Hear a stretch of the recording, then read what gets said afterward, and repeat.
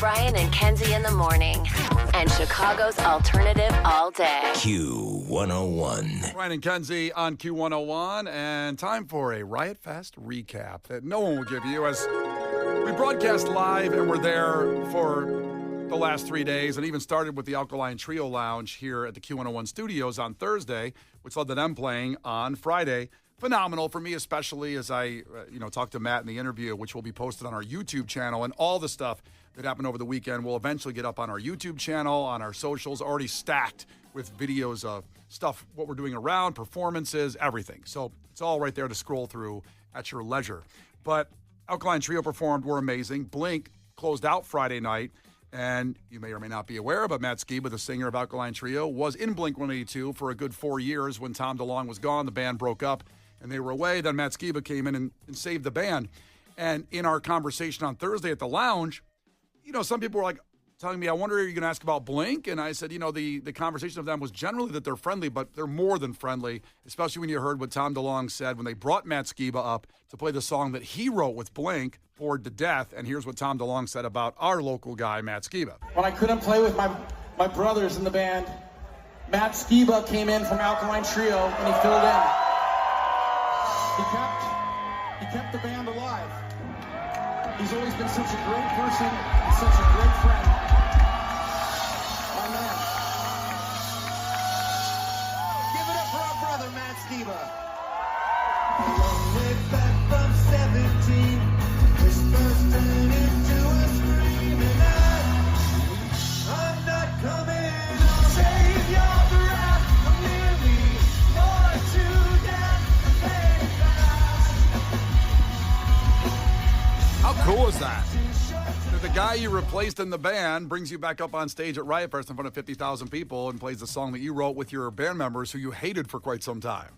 In Matt Skiba's hometown, no less. In his hometown. I don't know another situation like that. Usually when somebody comes in and out, let's say, for example, the Foo Fighters. Okay. I don't think they're bringing Josh Freese up anytime soon. They go, hey, let's bring one of our brothers up here. I don't feel like the term brother is going to be used. I don't think they're doing that.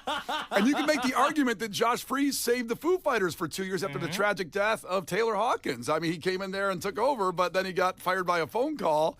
And all I'm saying is I don't see that happening anytime soon. Hey. Really emotional moment. And it was also, as I was, trying to get some little dirt during the interview at the lounge, Matt Skiba said, I told Mark when I got in the band, listen, I know I'm only going to be here for a minute, and you're going to stop being mad at Tom, and it's all going to work out. And Mark Hoppe said, really? You think I'm going to stop being mad? And then he did. And they got back together, and it was phenomenal. What a show. And then something else on Friday we have to make note of is Knocked Loose, a band that Case has talked about. Case always tells me about these bands like 4 years before they get huge. Turnstile was one of them. And Knocked Loose was another one. Loose was another one. I saw them 4 years ago at the Metro right after the pandemic. It's like, oh, yeah, no, these guys are something. And here they are almost closing out Riot Fest on Friday. Yeah, so they were on the stage right next to Blink, and where people could just kind of wander over when it's done. And as it started, I'm in the back. And this is where we lost Kenzie, by the way. Kenzie was in the back. And then when he demanded people come up and get in the pit, Kenzie ran way faster than me and Case to get in that pit and make a statement. We never saw her. I smelled the egg rolls because the food's behind that one. We never saw Kenzie again after that Friday night after that. But Knocked Loose was a band that basically when they started, the people were there. But by the end, everybody on the grounds was there. And 1, 2, 3. They're on the heavier side, in case you didn't know. Imagine an hour of this. Like, this song's about my mom. It's like, what? My mom didn't take me to school that day, and I wrote this song. I played it for Megan when I got home, and what was her review? She instantly added it to her workout mix. She's like, I need that in there right away. It was really phenomenal to see everybody walk up, and I think it was their moment. I think it was one of those times when after Turnstile did this a couple years ago, they became monstrously bigger, which is what Riot Fest does when you get on that platform stage of 50,000 people before the headliner. And I predict something pretty awesome for Knocked Loose going forward, even though they're already a pretty well-established band. They've had a pretty good year. But I predict possibly that, that next level thing, that little push, take them one more step up. Weird Al played also on Friday. Kenzie was mistaken, thought he was going to play every day. I honestly thought he was playing all 3 days. That was upsetting. I have to be honest. And because of the stage setup on Friday, Weird Al could have easily been on the Riot stage because that smaller stage. He also could have easily played all 3 days, I think. Very easily. Amish Paradise was amazing.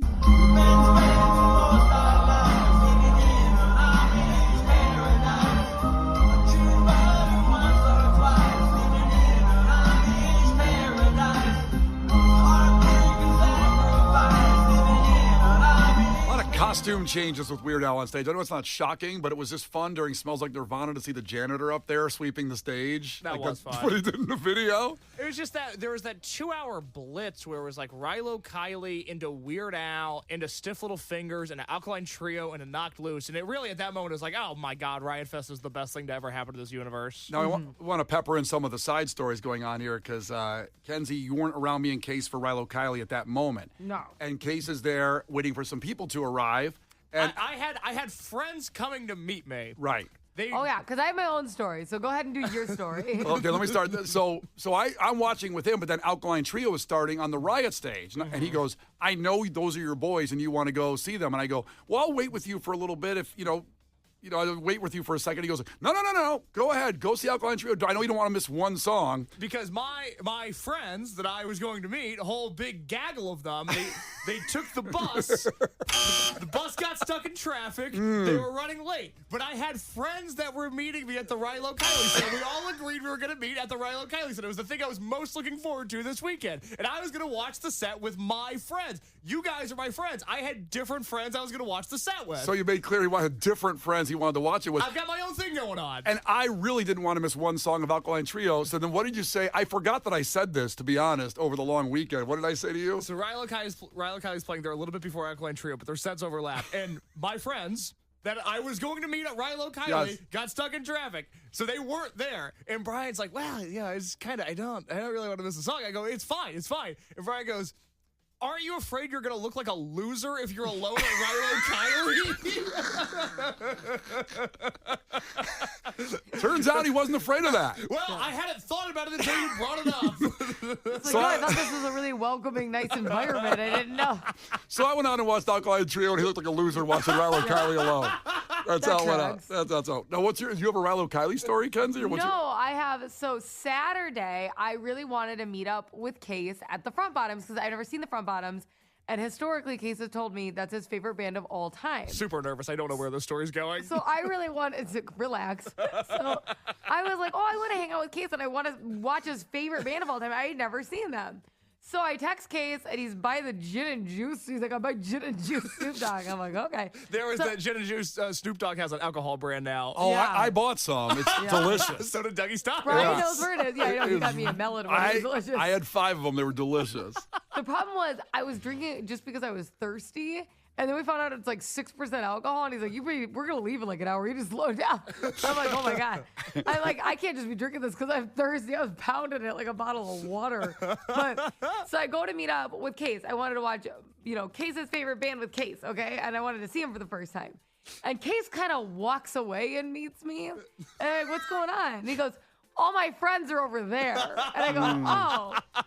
And he goes, you can come over there. But it didn't feel like it since he met me separately. Like I was going to walk to his friends. And I'm like, okay. And then I was like, he's like, yeah, I'm going to go back over there. But you can come like if you want. And I'm like, it didn't feel welcoming. So I just left. And I'm sitting now I'm at the back like by the Riot Toberfest just watching the Front Bottoms alone. And I'm like, guess I'll see if this is good.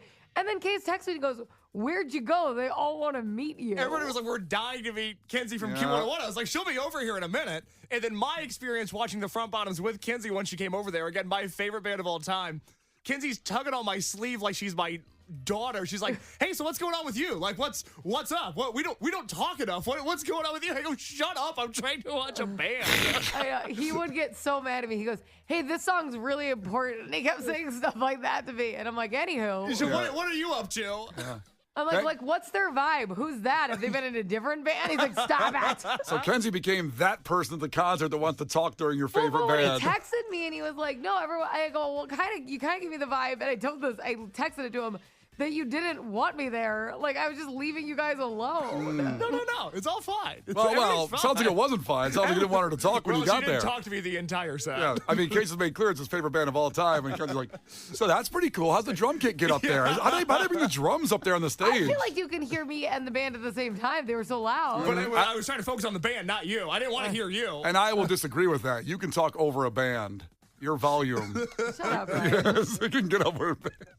All right, so to continue on with some of the highlights on Saturday as we got there now with John Stamos finally arriving at Riot Fest after 12 years of ribbing, if you will. And John Stamos, listen, it can be cliche to say he was awesome. He leaned into it. It was incredibly unbelievable to Chicago and bringing on the band. And here's what he talked about with him coming on stage with the Beach Boys and Riot Fest and Chicago. Discord is at an all-time high and decency at an all-time low, but thank God we have the Beach Boy music and Riot Fest to get us through, right? Honestly, the most fun, kind-hearted thing that anyone's ever done, and I'm so grateful to all of you for showing up and ribbing me all these years, but you've kept me humble, and you've let me be part of this family. I'm so grateful to Riot Fart, I call it. And what makes it even better is I get to stand on the same stage as the greatest rock and roll in history. Ladies and gentlemen, the Beach Boys. And it was amazing to see the punk rockers do a wall of death to the Beach Boys songs, and they crushed. I mean, I know it's, one guy's left, but John Stamos just totally made the whole weekend. We'll get to that in a second. Jack White came on before Weezer and did what Jack White does, kick ass, pretty much.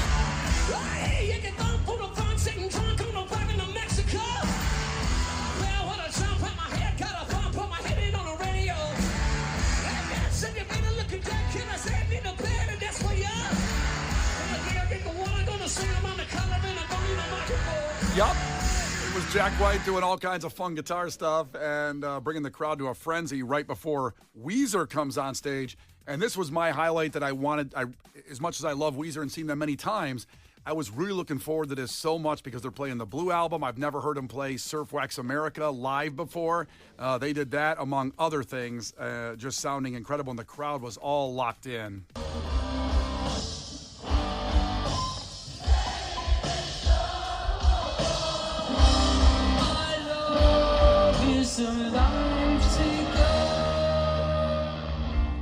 Sound was fantastic. Oh, Weezer. Nothing but love. Oh, so good. You really liked their guitarist, didn't you? I went through a whole wormhole doom scrolling on the train on the way home of all about the history of how that guy got in the band. There was a guitar player that was there first. They kicked him out because his girlfriend had gotten pregnant and kept showing up to band practices. This is before the Blue Album came out. And then Rivers was like, I can't, like Robert De Niro and Goodfellas. I can't have it, man. I can't have they're coming over the house consorting. I can't have it. She's showing up here. I can't have it. And, boy, that guy missed out. The Pete Best of this era of Weezer. We had a child. I mean, I think. Well, it wasn't just a child. Listen, we all know, and you know better than anybody, Kenzie, how pregnancy can affect you. But she was showing up at practices unannounced and kind of like, hey, I'm trying to write Buddy Holly here. I'm not done yet with the song. Yeah, I'd so much rather be in Weezer than have a kid. Well, it was an unplanned pregnancy pretty much at that point. They're like 20 years old. I'm sure it wasn't planned. Yeah, I'd so much rather be in Weezer than have a kid. I mean, the point is that the guitar player said many years later in an interview, Rivers did the right thing. It was the right move. He said it was the right thing for the band. Back to John Stamos. He got up with Hanson yesterday and sang Bop. How about that? He was there all weekend. Discord is... Oh, that's John Stamos. Here we go. Here's John Stamos.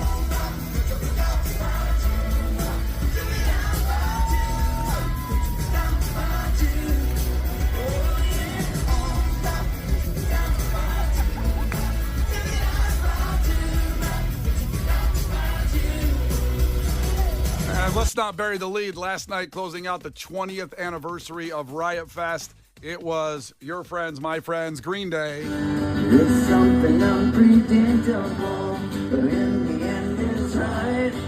I hope you have the time of your life.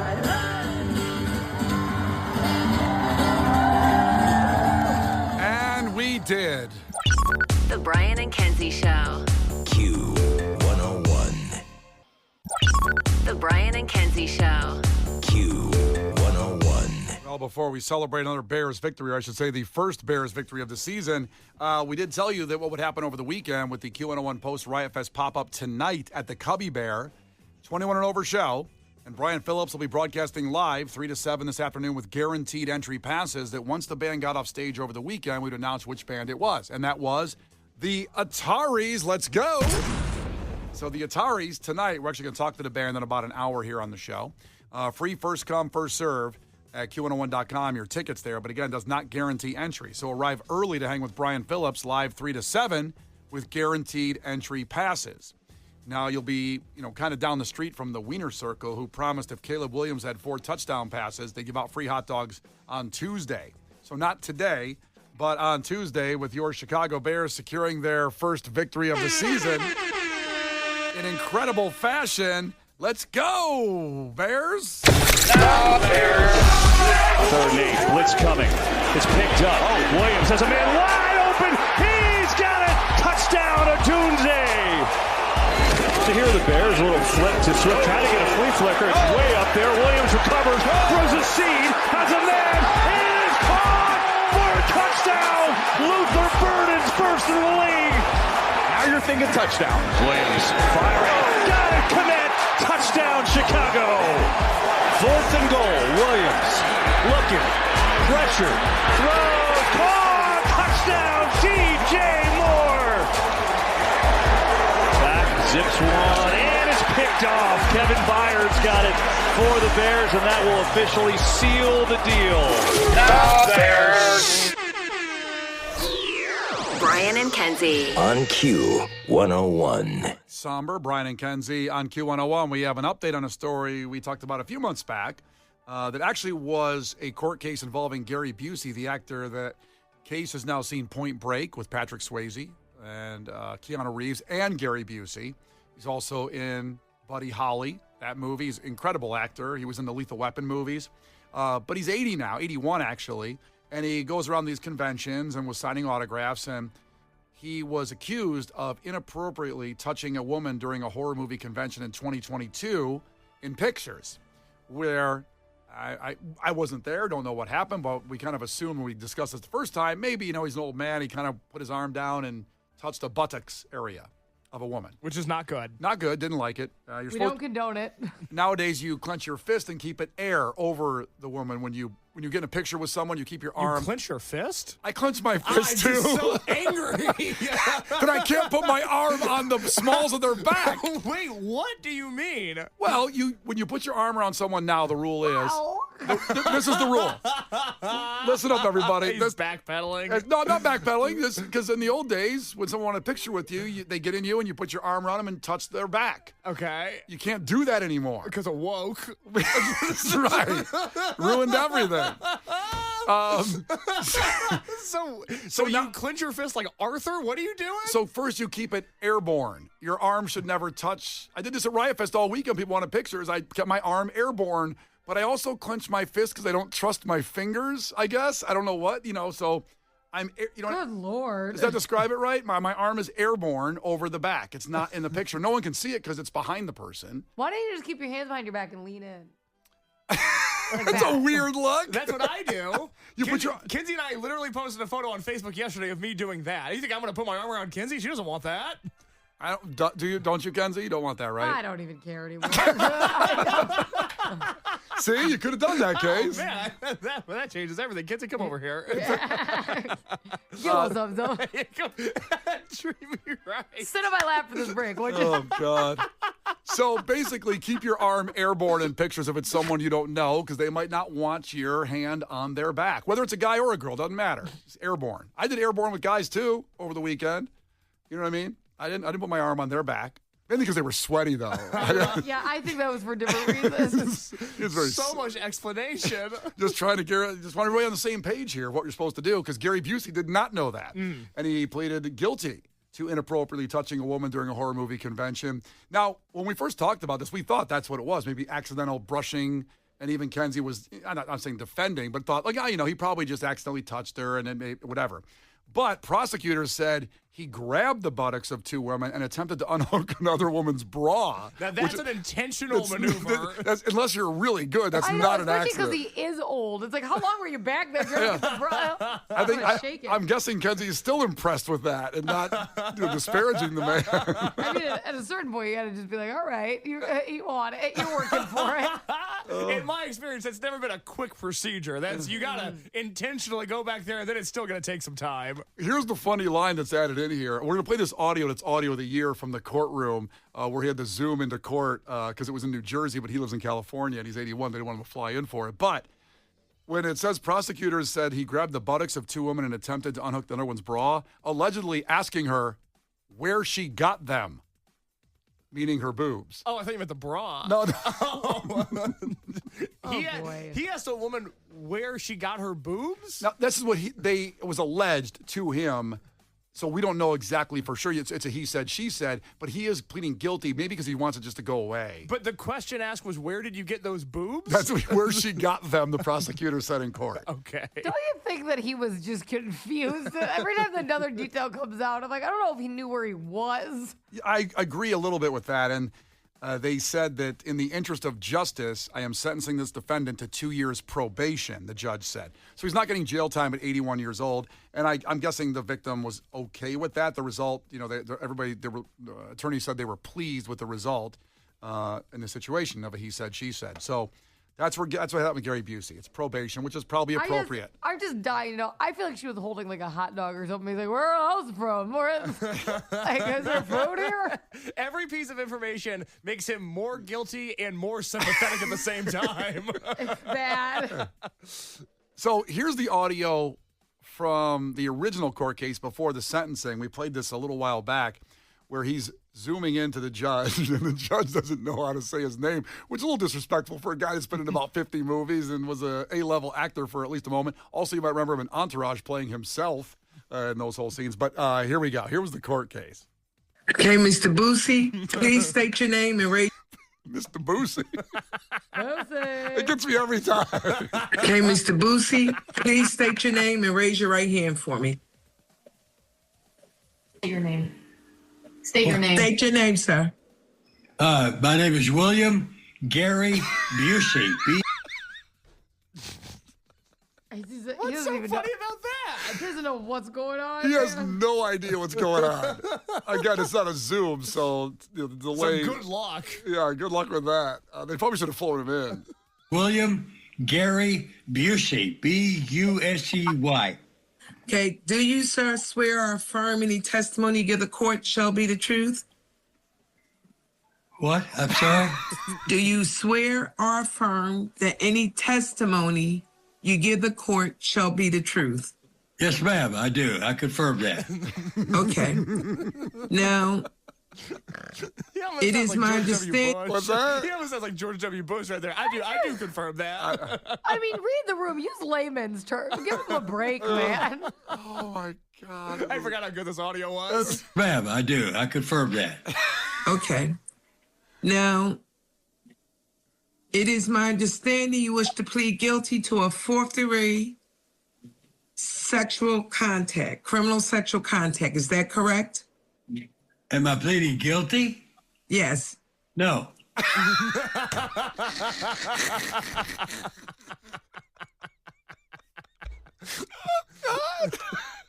That's why you're here to plead guilty. That lawyers usually have it all figured out. Oh, the lawyer's like, oh my God, we talked about this 17 times. And that's exactly what happened. He leaned over to his lawyer on the screen. Yes. Okay. I am? No. Okay. No. Nope, that's not how it works. Listen to me, Mr. Busey. He already said it was Busey. Did you talk to your attorney about how you want to handle your case today? Yes. Yes. She told him to say yes. You heard her say yes. Yes, I did. But I don't want you to say yes, and I don't want anyone to tell you what to say. You need to say it on your own, sir. Yes. Okay, now... He says it like yeah, duh. I said yes. Obviously, that's what I meant, obviously. It's all confusing. Yes. Okay, now, do you wear some type of hearing assistance, Yes. Mr. Busey? Okay, do you have it on now? Okay, do you have it up loud enough so you can hear? Are you I able have to- it up as loud as it'll go. Hell yeah, brother. It's on 11, baby. It's Riot Fest, man. I got it all the way up, bro. Oh, this poor guy. Okay. Now, this is my question. Do you wish to plead guilty to a criminal sexual contact today? Yeah. Yep. Yeah. That's why we're here. That's why we're here. I shouldn't say poor guy because he pleaded guilty to groping and maybe saying, where'd you get those to a woman for her boobs, which is really wrong. Nobody knows if she was holding food or not. Nobody knows if she was snacking her hands. So Gary Busey sentenced to, or Mr. Busey sentenced to 2 years probation. Mr. Busey. It's Brian and Kenzie on Q101. Brian and Kenzie in the morning. And Chicago's alternative all day. Q101.